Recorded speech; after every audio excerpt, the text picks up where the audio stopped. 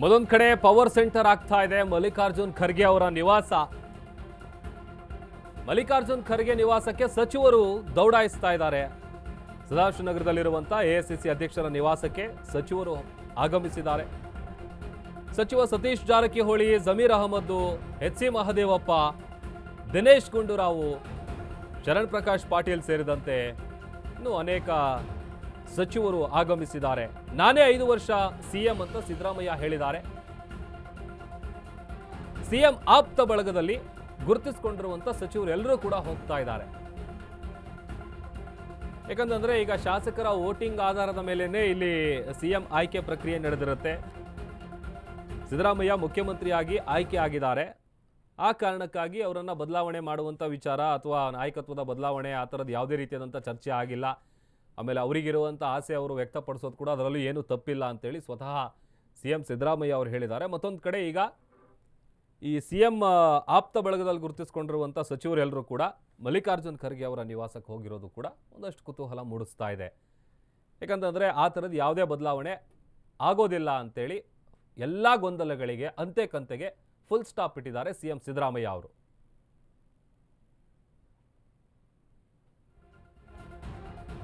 So ಈಗ ಒಂದು ಕಡೆ 2 ಬಣ ಇದೆ. ಒಂದು ಸಿಎಂ ಬಣ, ಮತ್ತೊಂದು ಡಿ ಸಿ ಎಂ ಬಣ. ಅದರಲ್ಲಿ ಡಿ ಸಿ ಎಂ ಅವರನ್ನು ಸಿಎಂ ಮಾಡಬೇಕು ಅನ್ನುವಂಥ ಒತ್ತಾಯ ಅಥವಾ ಆ ಥರದ ಹೇಳಿಕೆಗಳು ಹೋದಲ್ಲಿ ಬಂದಲ್ಲಿ ಆ ವಿಚಾರ ಪ್ರಸ್ತಾಪ ಮಾಡೋದು ಒಂದು ಕಡೆ ಆದರೆ, ಆಮೇಲೆ ಈ ವೋಟಿಂಗ್ ಏನಿರುತ್ತೆ, ಶಾಸಕರು ವೋಟಿಂಗ್ ಮಾಡಿರೋ ಆಧಾರದ ಮೇಲೇ ಇಲ್ಲಿ ಮುಖ್ಯಮಂತ್ರಿಗಳ ಆಯ್ಕೆಯ ಪ್ರಕ್ರಿಯೆ ನಡೆದಿರುತ್ತೆ. ಸೊ ಎಲ್ಲರೂ ಒಪ್ಪಿಗೆ ಕೊಟ್ಟಾದ ನಂತರದಲ್ಲೇ ಹೈಕಮಾಂಡ್ ಅದಕ್ಕೆ ಸಂಬಂಧಪಟ್ಟಂಥ ನಿರ್ಧಾರ ತೆಗೆದುಕೊಂಡು ಇಂಥವರೇ ಸಿ ಎಂ ಆಗಬೇಕು. ಅದರಲ್ಲಿ ಹೇಳಿ ಕೇಳಿ ಸಿದ್ದರಾಮಯ್ಯ ಅವರಿಗೆ ಈ ಬಾರಿ ಕಳೆದ ಬಾರಿ ನಡೆದಂಥ ಚುನಾವಣೆಯಲ್ಲಿ ಅಧಿಕಾರವನ್ನು ಅವ್ರ ಕೈ ಕೊಡುವಂಥ ಕೆಲಸ ಆಯಿತು. ಅದಾದಮೇಲೆ ಒಂದಷ್ಟು ಊಹಾಪೋಹಗಳು ಅಥವಾ 2.5 ವರ್ಷ ಶೇರಿಂಗ್ ಆಗುತ್ತೆ ಅನ್ನುವಂಥ ಒಂದಷ್ಟು ಚರ್ಚೆಗಳು ಕೂಡ ನಡೀತಾ ಇತ್ತು. ಇದೆಲ್ಲದರ ನಡುವೆ ಈಗ ಒಂದು ಕಡೆ ಎಗೇನ್ ಮತ್ತೆ ಅದೇ ವಿಚಾರ. ಹಿಂದೆ ಕೂಡ ಕಳೆದ ಕೆಲವು ದಿನಗಳ ಹಿಂದೆ ಹೇಳಿದರು ನಾನೇ 5 ವರ್ಷ ಸಿ ಎಂ ಅಂತ. ಅದರ ಜೊತೆಗೆ ಈಗ ದೆಹಲಿ ಪ್ರವಾಸದಲ್ಲಿದ್ದಾರೆ, ಹೈಕಮಾಂಡ್ ಭೇಟಿ ಆಗ್ತಾ ಇದ್ದಾರೆ. ಆ ಹೊತ್ತಲ್ಲೂ ಎಗೇನ್ ಇದೇ ವಿಚಾರವನ್ನು ಪುನರುಚ್ಚಾರ ಮಾಡಿದ್ದಾರೆ ಮುಖ್ಯಮಂತ್ರಿಗಳು.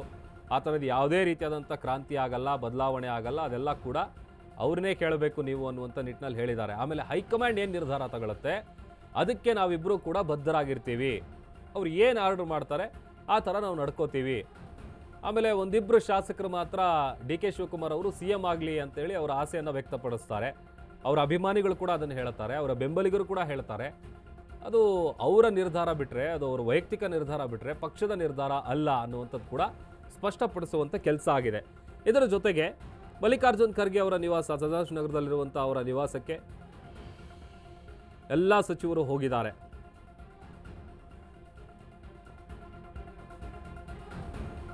ಅಭಿಷೇಕ್ ನಮ್ಮ ಪ್ರತಿನಿಧಿ ವಿಚಾರಕ್ಕೆ ಸಂಬಂಧಪಟ್ಟಂತೆ ಹೆಚ್ಚಿನ ಡೀಟೇಲ್ಸ್ ಅನ್ನು ಕೊಡ್ತಾರೆ. ದೂರವಾಣಿ ಸಂಪರ್ಕದಲ್ಲಿ ಜಾಯ್ನ್ ಆಗಿದ್ದಾರೆ. ಅಭಿಷೇಕ್, ಒಂದು ಕಡೆ ಎಲ್ಲ ಅಂತೆ ಕಂತೆಗಳಿಗೆ ಫುಲ್ ಸ್ಟಾಪ್ ಇಡುವಂಥ ಪ್ರಯತ್ನ ಅಗೇನ್ ಸಿಎಂ ಸಿದ್ದರಾಮಯ್ಯ ಮಾಡಿದ್ದಾರೆ. ಮತ್ತೊಂದು ಕಡೆ ಈಗ ಮಲ್ಲಿಕಾರ್ಜುನ್ ಖರ್ಗೆ ಅವರ ನಿವಾಸಕ್ಕೆ ಸಚಿವರು ಹೋಗ್ತಾ ಇರೋದು ಏನಿದೆ ಇದರ ಹಿಂದಿನ ಮಾಹಿತಿ ಅಂತ? ಪ್ರಭು, ಖಂಡಿತ ಸದ್ಯಕ್ಕೆ ಕಾಂಗ್ರೆಸ್ ಪಕ್ಷದಲ್ಲಿ ಆಗ್ತಿರ್ತಕ್ಕಂಥ ಬದಲಾವಣೆ ಏನಿದೆ ಅದು ಒಂದಷ್ಟು ಗಂಭೀರ ಹಂತವನ್ನ ದಾಟಿದೆಯಾ ಅನ್ನೋ ಒಂದು ಪ್ರಶ್ನೆ ಮೂಡುತ್ತೆ. ಯಾಕಂತಂದ್ರೆ ಕರ್ನಾಟಕದ ಇಬ್ಬರು ಪ್ರಬಲ ಸಮುದಾಯಕ್ಕೆ ಸಂಬಂಧಪಟ್ಟಂತ ಒಂದು ಕಡೆ ಸಿಎಂ ಸಿದ್ದರಾಮಯ್ಯ, ಮತ್ತೊಂದು ಕಡೆ ಸಿಎಂ ಡಿ ಕೆ ಶಿವಕುಮಾರ್ ಇಬ್ಬರು ಕೂಡ ದೆಹಲಿನಲ್ಲಿ ಬೀಡುಬಿಟ್ಟಿದ್ದಾರೆ. ಅಲ್ಲಿ ಪ್ರಮುಖವಾಗಿ ಹೈಕಮಾಂಡ್ ನಾಯಕರನ್ನ ಭೇಟಿ ಮಾಡಿ ನಾಯಕತ್ವ ಗೊಂದಲಕ್ಕೆ ಎದ್ದಿರ್ತಕ್ಕಂಥ ಪ್ರಶ್ನೆಗೆ ಫುಲ್ ಸ್ಟಾಪ್ ಇಟ್ಕೊಳ್ಳುವಂತ ಒಂದಷ್ಟು ಕಸರತ್ತು ಮಾಡ್ತಿದ್ದೆ. ಇಲ್ಲಿ ಪ್ರಮುಖವಾಗಿ ಬೆಂಗಳೂರಲ್ಲಿ, ಅದರಲ್ಲೂ ಕೂಡ ಎಐಸಿಸಿ ಅಧ್ಯಕ್ಷರಾಗಿರ್ತಕ್ಕಂಥ ಮಲ್ಲಿಕಾರ್ಜುನ್ ಖರ್ಗೆ ಅವರು ನಿವಾಸಕ್ಕೆ ವಸತಿ ಸಚಿವರಾಗಿರ್ತಕ್ಕಂಥ ಜಮೀರ್ ಅವರು ಭೇಟಿ ಕೊಡ್ತಾರೆ, ಮತ್ತೊಂದಷ್ಟು ಸಚಿವರು ಭೇಟಿನ ಕೊಡ್ತಾರೆ. ಇಲ್ಲಿ ಪ್ರಮುಖವಾಗಿ ಸಿಎಂ ಸಿದ್ದರಾಮಯ್ಯ ಆಪ್ತ ಸಚಿವರೇ ಇಲ್ಲಿ ಖರ್ಗೆ ಅವ್ರನ್ನ ಭೇಟಿ ಮಾಡಿ ಒಂದಷ್ಟು ಒತ್ತಾಯ ಹಾಕುವ ಮುಖಾಂತರ ನಾಯಕತ್ವ ಗೊಂದಲ ಬಗ್ಗೆ ಏನು ಒಂದಷ್ಟು ಅಸಮಾಧಾನ ಇದ್ದಿದೆ, ಒಂದಷ್ಟು ಪ್ರಶ್ನೆಗಳು ಇದ್ದಿದೆ, ಅದಕ್ಕೆ ಉತ್ತರ ಕೊಡುವಂತ ಒಂದು ಪ್ರಶ್ನೆ ಇಲ್ಲಿ ಏನಾದ್ರು ಆಪ್ತ ಸಚಿವರು ಮಾಡ್ತಿದ್ದಾರಾ ಅನ್ನೋ ಒಂದು ಪ್ರಶ್ನೆ ಮೂಡುತ್ತೆ. ಯಾಕಂತಂದ್ರೆ ಕಳೆದ ದೆಹಲಿ ಪ್ರವಾಸದಲ್ಲೂ ಕೂಡ ಸಿಎಂ ಸಿದ್ದರಾಮಯ್ಯ ಆಪ್ತ ಸಚಿವರೇ ಒಂದಷ್ಟು ಹೈಕಮಾಂಡ್ ನಾಯಕರನ್ನ ಭೇಟಿ ಮಾಡಿ ಸಿಎಂ ಸದ್ಯದ ಪರಿಸ್ಥಿತಿಯಲ್ಲಿ ಸಿಎಂ ಬದಲಾವಣೆ ಮಾಡೋದು ಬೇಡ ಅಂತ ಒಂದಷ್ಟು ಒತ್ತಾಯ ಹಾಕಿದ್ರು.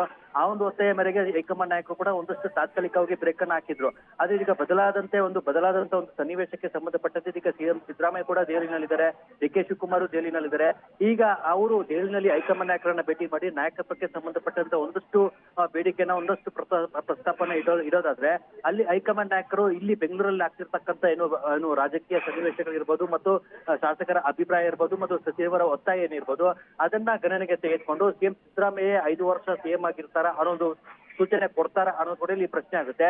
ಒಂದ್ ಕಡೆ ಡಿ ಕೆ ಶಿವಕುಮಾರ್ ಕೂಡ ತಮಗೆ ಸಂಬಂಧಿಸಿದ ಒಂದಷ್ಟು ಆಪ್ತ ಶಾಸಕರನ್ನ ಒಂದಷ್ಟು ಒಗ್ಗಟ್ಟುಗೂಡಿಸ್ಕೊಂಡು ಮುಂದಿನ ಒಂದು ಏನು ಅಧಿಕಾರ ಪರಿಪಾಲನೆ 50-50ರ ಅಧಿಕಾರದ ಸೂತ್ರದಡಿ ಒಂದಷ್ಟು ಸಿಎಂ ಸ್ಥಾನವನ್ನ ಕ್ಲೈಮ್ ಮಾಡ್ಕೊಳ್ಳುವಂತ ಒಂದಷ್ಟು ಪ್ರಯತ್ನ ಮಾಡ್ತಿದ್ರು. ಆ ಒಂದು ಪ್ರಯತ್ನಕ್ಕೂ ಇದೀಗ ಹೈಕಮಾಂಡ್ ನಾಯಕರು ಬ್ರೇಕ್ ಆಗ್ತಾರ ಅನ್ನೋದು ಕೂಡ ಇಲ್ಲಿ ಪ್ರಶ್ನೆ ಆಗುತ್ತೆ. ಒಟ್ನಲ್ಲಿ ಇಂದು ಸಂಜೆ ಏನು ಇದಾಗಲೇ ಡಿ ಕೆ ಶಿವಕುಮಾರ್ ಮತ್ತು ಸಿದ್ದರಾಮಯ್ಯ ಅವರು ಪ್ರತ್ಯೇಕವಾದಂತ ಒಂದು ಸಭೆಗೆ ಸಮಯ ಕೇಳಿದ್ದಾರೆ ರಾಹುಲ್ ಗಾಂಧಿ ಬಳಿ. ರಾಹುಲ್ ಗಾಂಧಿ ಒಂದಷ್ಟು ಸೂಚನೆ ಕೊಡುವಂತ ಒಂದು ಪ್ರಯತ್ನ ಒಂದಷ್ಟು ಸಾಧ್ಯತೆ ಇದೆ. ಅದೇ ರೀತಿ ಸೋನಿಯಾ ಗಾಂಧಿಗೂ ಕೂಡ ಭೇಟಿಗೂ ಒಂದಷ್ಟು ಸಮಯಾವಕಾಶ ಕೇಳಿದ್ದಾರೆ. ಅವರು ಭೇಟಿಗೆ ಅವಕಾಶ ಕೊಟ್ರೆ ಒಂದಷ್ಟು ಸೂಚನೆ ಒಂದಷ್ಟು ಮನವಿಗಳು ಕೂಡ ಇಲ್ಲಿ ಬರುವಂತ ಒಂದು ಸಾಧ್ಯತೆ ಇದೆ. ಪ್ರಭು, ಓಕೆ, ಥ್ಯಾಂಕ್ ಯು ಅಭಿಷೇಕ್ ನಿಮ್ಮೆಲ್ಲ ಡೀಟೇಲ್ಸ್ಗಾಗಿ.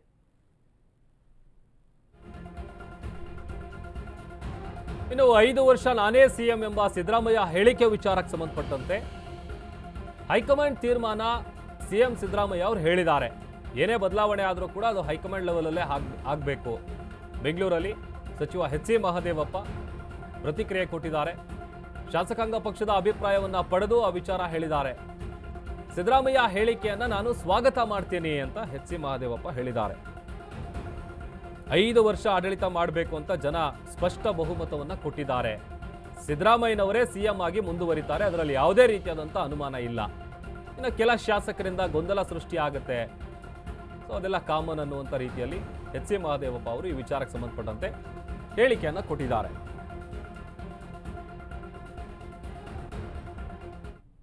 ಅದು ಶಾಸಕಾಂಗ ಪಕ್ಷ ಸಭೆ ಕರೆದು ಹೈಕಮಾಂಡ್ ಶಾಸಕರ ಅಭಿಪ್ರಾಯ ತಗೊಂಡು ಸಿದ್ದರಾಮಯ್ಯರು ಶಾಸಕರ ಬೆಂಬಲಿಂದ ಮುಖ್ಯವಾಗಿ ಘೋಷಣೆ ಮಾಡಿದ್ದು ಅದಕ್ಕೆ ಅಲ್ವಾ. ಸೊ ಅವ್ರು ಹಂಗೆ ಹೇಳಿದ್ದಾರೆ ಅಂದರೆ ಹೈಕಮಾಂಡ್ ಏನು ತೀರ್ಮಾನ ಹೇಳಿದ್ದಾರೆ ಅದನ್ನೇ ಹೇಳಿದ್ದಾರೆ. ಅದು ಅವ್ರ ಹೇಳಿಕೆಗೆ ಸ್ವಾಗತ ಮಾಡ್ತೀವಿ. ಅಲ್ಲ, ಆ ರೀತಿಯ ಹೇಳಿಕೆಗೆ ಸನ್ನಿವೇಶ ಸಂದರ್ಭ ಸೃಷ್ಟಿಯಾಗಿತ್ತ ಕಾಂಗ್ರೆಸ್ ಅಲ್ಲಿ ಅಂತ? ಯಾವ ಸನ್ನಿವೇಶ ಗೊಂದಲ ಏನೂ ಇಲ್ವೇ ಇಲ್ಲ ಕಾಂಗ್ರೆಸ್ಸಲ್ಲಿ, ಎಲ್ಲ ಕರೆಕ್ಟಾಗಿದೆಯಲ್ಲ. ಪದೇ ಪದೇ ಈ ಹೇಳಿಕೆಗಳು ಈ ತರದ ಚರ್ಚೆಗಳು 2ನೇ ಬಾರಿ ಸರ್, ಇದು ಒಂದು ವಾರದಲ್ಲೇ ಚರ್ಚೆಗಳು ಬರ್ತಾ ಇದೆ. ಕೆಲವರು ಮಾತಾಡ್ತಾರೆ, ಹೈಕಮಾಂಡು ಸ್ಪಷ್ಟವಾಗಿ ಹೇಳಿದೆ. ಮುಖ್ಯಮಂತ್ರಿ ಚರ್ಚೆ ಇಲ್ಲ ಅಂತ ಇನ್ಚಾರ್ಜ್ ಸೆಕ್ರೆಟರಿ ಹೇಳಿದ್ದಾರೆ, ಮುಖ್ಯಮಂತ್ರಿಗಳು ಹೇಳಿದ್ದಾರೆ, ನಮ್ಮ ಡೆಪ್ಟಿ ಚೀಫ್ ಮಿನಿಸ್ಟ್ರು ಹೇಳಿದ್ದಾರೆ. ಅವ್ರುಗಳು ಹೇಳಿದ ಮೇಲೆ ಇನ್ನೇನಿದೆ? ಸಿದ್ದರಾಮಯ್ಯನವರು ಮುಖ್ಯಮಂತ್ರಿ ಆಗಿದ್ದಾರೆ, ಮುಖ್ಯಮಂತ್ರಿ ಮುಂದುವರಿತಾರೆ. ಅದು ಬಿಟ್ಟಿದ್ರೆ ಎಲ್ಲ ಗೊಂದಲಗಳು ಮಾಧ್ಯಮಗಳಿಂದ ಕೆಲವು ಸಲ ಸೃಷ್ಟಿ ಆಗುತ್ತೆ, ಕೆಲವು ಸರಿ ಕೆಲವರು MLA ಆಗುತ್ತೆ. ಈಗ ಮ್ಯಾಂಡೇಟ್ ಕೊಟ್ಟಿದ್ರೆ 5 ವರ್ಷ ಆಳಿ ಅಂತ, ಪೀಪಲ್ಸ್ ಮ್ಯಾಂಡೇಟ್. ಕಾಂಗ್ರೆಸ್ ಸರ್ಕಾರ 5 ವರ್ಷ ಆಡಳಿತ ಮಾಡಬೇಕು ಅನ್ನೋದು ಅವರ ಮ್ಯಾಂಡೇಟ್. ಆ ಮ್ಯಾಂಡೇಟನ್ನು ಬದಲಾವಣೆ ಮಾಡಬೇಕು ಅಂತೇಳಿ ಆಪರೇಷನ್ ಕಮಲ ಮಾಡಿದ್ರಲ್ಲ, ಮ್ಯಾಂಡೇಟೇ ಇಲ್ಲದೆ ಅವರು ಮಧ್ಯೆ ಹೇಳ್ತಾರೆ. ಅವರೇ ಹೈಕಮಾಂಡ್ ಥರ ಮಾತಾಡ್ತಾರೆ BJP ಅವರು. ಹಿಂಗಾಗೋಯ್ತು, ಇದು ಹಂಗೋಗೋಯ್ತು, ಅವ್ರಿಗೆ ಹಿಂದೆ ಮುಂದೆ ಏನಾಗಿದೆ ಅನ್ನೋದು ಗೊತ್ತಿಲ್ಲ. ಅದು ಶಾಸಕಾಂಗ ಪಕ್ಷ ಸಭೆ ಕರೆದು ಹೈಕಮಾಂಡ್ ಶಾಸಕರ ಅಭಿಪ್ರಾಯ ತಗೊಂಡು ಸಿದ್ದರಾಮಯ್ಯರು ಶಾಸಕರ ಬೆಂಬಲಿಂದ. ಇನ್ನು CM Siddaramaiah D K Shivakumar ಒಟ್ಟಾಗಿ ಕೆಲಸ ಮಾಡ್ತಾ ಇದ್ದಾರೆ. ರಾಜ್ಯದಲ್ಲಿ ಸದ್ಯಕ್ಕೆ ಮುಖ್ಯಮಂತ್ರಿ ಸ್ಥಾನ ಖಾಲಿ ಇಲ್ಲ. ಬೆಂಗಳೂರಲ್ಲಿ ಕುಣಿಗಲ್ ಶಾಸಕ ಡಾಕ್ಟರ್ ರಂಗನಾಥ್ ಅವರು ವಿಚಾರ ಹೇಳಿದ್ದಾರೆ. ನಾಯಕತ್ವ ಬದಲಾವಣೆ ಬಗ್ಗೆ ಯಾರು ಕೂಡ ಮಾತಾಡಬಾರದು. ಆ ಥರದ್ದೇನಾದರೂ ಬದಲಾವಣೆ ಇದ್ರೆ ಅದು ಹೈಕಮಾಂಡ್ ಲೆವೆಲಲ್ಲಿ ಆಗುತ್ತೆ, ಹೈಕಮಾಂಡ್ ತೀರ್ಮಾನ ಮಾಡುತ್ತೆ. ಡಿ ಕೆ ಶಿವಕುಮಾರ್ ಬಹಳ ಶ್ರಮ ಪಟ್ಟು ಕೆಲಸ ಮಾಡಿದ್ದಾರೆ. ಡಿ ಕೆ ಶಿವಕುಮಾರ್ ಈ ಸ್ಥಾನಕ್ಕೆ ಬರೋದಕ್ಕೆ ಬಹಳಷ್ಟು ಶ್ರಮ ವಹಿಸಿದ್ದಾರೆ. ಇವತ್ತಲ್ಲ ನಾಳೆ ಅದಕ್ಕೆ ತಕ್ಕ ಪ್ರತಿಫಲ ಸಿಗಬೇಕು ಅನ್ನುವಂಥ ಆಸೆ ಕೂಡ ಇರುತ್ತೆ. ಮುಂದೆ ಏನಾಗುತ್ತೆ ನೋಡೋಣ. ಈಗ ಸದ್ಯಕ್ಕಂತೂ ಸಿಎಂ ಕುರ್ಚಿ ಖಾಲಿ ಇಲ್ಲ.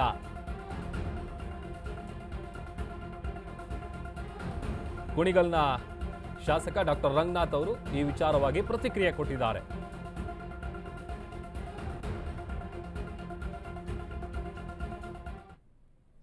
ನಮ್ಮಲ್ಲೆಲ್ಲ ಪಾರ್ಟಿ ಒಂದು ಶಿಸ್ತಿನ ಒಂದು ಕಾಂಗ್ರೆಸ್ ಪಾರ್ಟಿ ಇದೆ. ಅದಕ್ಕೆ ಆದಂತ ಹೈಕಮಾಂಡ್ ಅವರು ಎಲ್ಲ ರೀತಿಯ ಮಾನದಂಡಗಳನ್ನ ತೆಗೆದುಕೊಂಡು ಯಾವ ಕಾಲಕ್ಕೆ ತಕ್ಕಂತೆ ಏನೇನು ನಿರ್ಧಾರ ತೆಗೆದುಕೋಬೇಕು ಅನ್ನೋದೊಂದು ಇತಿಹಾಸ ಇದೆ. ನಮ್ಮ ರಾಹುಲ್ ಗಾಂಧಿ ಅವರು ಇವತ್ತು ಬಹಳಷ್ಟು ಸೂಕ್ತವಾಗಿ ಒಂದು ಸಮರ್ಥವಾಗಿ ಒಂದು ನಾಯಕತ್ವವನ್ನು ಮುಂದೆ ತೆಗೆದುಕೊಂಡು ಹೋಗ್ತಾ ಇದ್ದಾರೆ. ಇವತ್ತು ಮುಖ್ಯಮಂತ್ರಿಗಳು ಸಿದ್ದರಾಮಯ್ಯ ಸಾಹೇಬರು ಅವರ ಒಂದು ಹೈಕಮಾಂಡ್ ಅವರ ಆದೇಶದಂತೆ ನಮ್ಮ MLAಗಳ ಒಂದು ನಿರೀಕ್ಷೆ ತಕ್ಕಂತೆ ಕೆಲಸ ಮಾಡ್ತಾ ಇದ್ದಾರೆ. ಇವತ್ತೇನು ಕಾಂಗ್ರೆಸ್ ಪಾರ್ಟಿ ಅವತ್ತೇನು ಕೊಟ್ಟೋ ಮ್ಯಾನಿಫೆಸ್ಟೋ ಅದನ್ನ ಹೆಚ್ಚಿನದಾಗಿ ಏನ್ BJP ಪಕ್ಷದವರು JDS ಪಕ್ಷದವರು ಏನು ಮಾಡೋಕ್ಕಾಗೋದಿಲ್ಲ ಅನ್ನೋದನ್ನ ಇವತ್ತು ಸಿದ್ದರಾಮಯ್ಯ ಸಾಹೇಬರು ಮತ್ತು DK ಶಿವಕುಮಾರ್ ಸಾಹೇಬರು ಮಾಡಿ ತೋರಿಸಿ ಒಂದು ಮಾದರಿಯಾಗಿ ಸರ್ಕಾರ